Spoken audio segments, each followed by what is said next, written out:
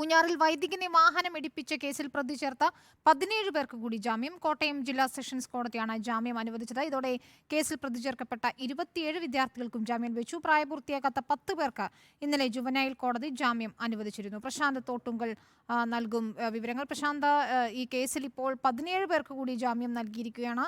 എന്തൊക്കെയായിരുന്നു കോടതി നടപടികൾ? എന്താണ് കേസിന് ആസ്പദമായ സംഭവം? വിനീത, കഴിഞ്ഞ മാസം 23-നായിരുന്നു ഈ സംഭവത്തിന് കേസിനാസ്പദമായിട്ടുള്ള ഒരു സംഭവം. സ്കൂളിലെ സെൻഡ് ഓഫ് പരിപാടിക്ക് ശേഷം ഒരു കൂട്ടം വിദ്യാർത്ഥികൾ തൊട്ടടുത്തുള്ള പൂഞ്ഞാർ സെന്റ് മേരീസ് പള്ളി മൈതാനത്തേക്ക് എത്തിയിരുന്നു.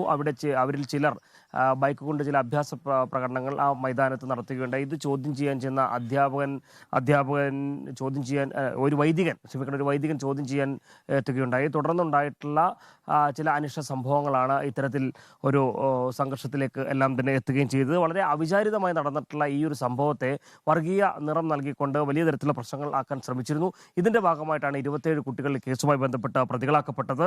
പ്രതി ചേർക്കപ്പെട്ട ആരും ഇതിനു മുമ്പ് യാതൊരു തരത്തിലുള്ള കേസുകളിലും തന്നെ പ്രതികൾ ആയിട്ടുള്ളവരല്ല. മാത്രവുമല്ല, ഉച്ചയ്ക്ക് 12 മണിക്ക് നടന്ന ഈ സംഭവത്തിൽ രാത്രി 10-ഓടുകൂടിയാണ് ഇതുമായി ബന്ധപ്പെട്ട FIR രജിസ്റ്റർ ചെയ്തത്. മാത്രവുമല്ല, ഇത് ഇന്നത്തെ +2 പരീക്ഷ അടക്കം എഴുതേണ്ട വിദ്യാർത്ഥികളടക്കം ഈ കേസിൽ ഉൾപ്പെട്ടിരുന്നു.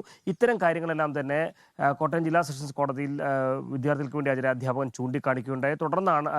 അഭിഭാഷകൻ ചൂണ്ടിക്കാണിക്കുകയുണ്ടായി. തുടർന്നാണ് ഇതുമായി ബന്ധപ്പെട്ട കാര്യത്തിൽ കോടതി ഈ വിദ്യാർത്ഥികൾക്ക് ജാമ്യം അനുവദിച്ചത്. മൊത്തം 27 കുട്ടികളാണ് ഈ കേസുമായി ബന്ധപ്പെട്ട് പ്രതികളാക്കപ്പെട്ടത്. അതിൽ 17 കുട്ടികൾക്ക് ഇന്ന് ജാമ്യം ലഭിച്ചു.